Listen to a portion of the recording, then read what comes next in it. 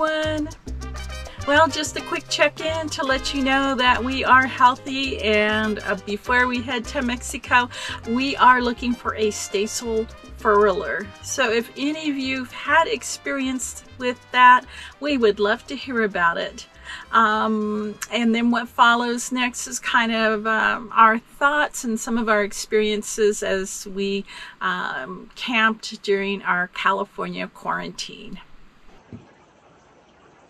After our possible COVID exposure at the Kodiak airport, we didn't want to possibly infect other people.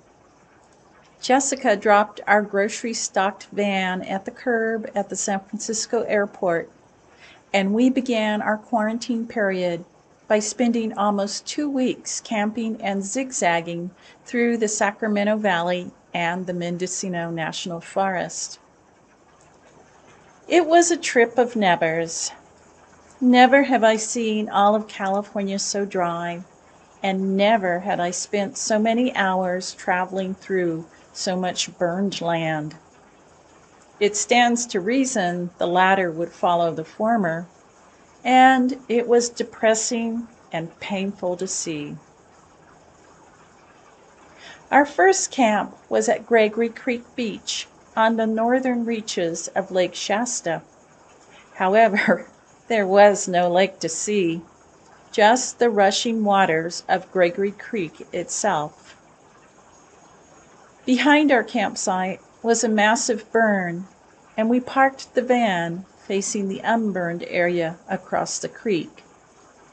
In spite of the burn, this was one of our favorite stops. Blondie could come and go as she liked, and we were all by ourselves. With the prediction of cold weather and winds, we turned and headed south back through the Sacramento Valley to Buckhorn Campground at Black Butte Reservoir. Even though this is an organized campground and Blondie had to be on a leash, we enjoyed our stay. During October, in the middle of the week, the campground was almost deserted and only a few visitors on the weekend. Perhaps the campground would have more use if the lake was higher.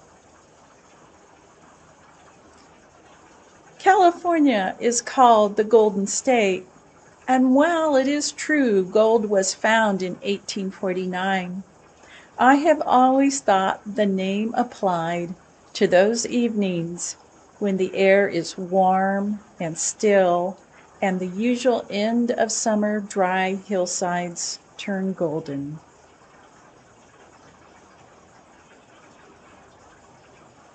Our wanderlust got the better of us, and we decided to head west into the mountains. We were unaware we would be traveling through the devastation of more than 1 million acres burned by last year's August complex fires. Between that fire and the 2018 ranch fire, almost all of the Mendocino National Forest has burned. After spending all morning driving through a mosaic of burn severity, some areas burned hotter because of fuel load, terrain, and weather conditions, we arrived at our proposed camp to find it was windy, cold, and surrounded by the burn.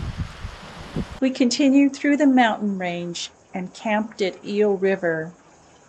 But not for long. It was too cold for us.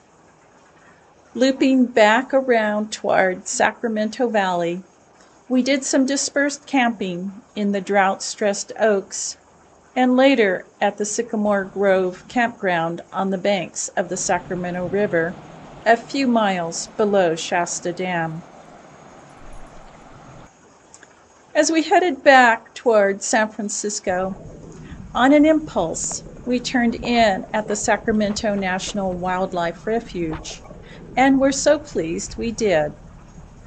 Located near the banks of the Sacramento River, it was established in 1937 and is one of several in the Sacramento Valley. Because the river is now contained in a system of levees, the refuges artificially simulate the natural seasonal wetlands that originally prevailed in the valley. Driving on the automobile tour, we were delighted by the migratory waterfowl we observed. It was a case of culture shock to return to urban life. We enjoyed a weekend with Jessica and Greg. The long-awaited rains arrived, and we headed south. As I mentioned at the beginning, we're hoping to take a furler to Mexico that would handle our staysail. As we get older, we want to limit trips to the foredeck, especially when the wind pipes up.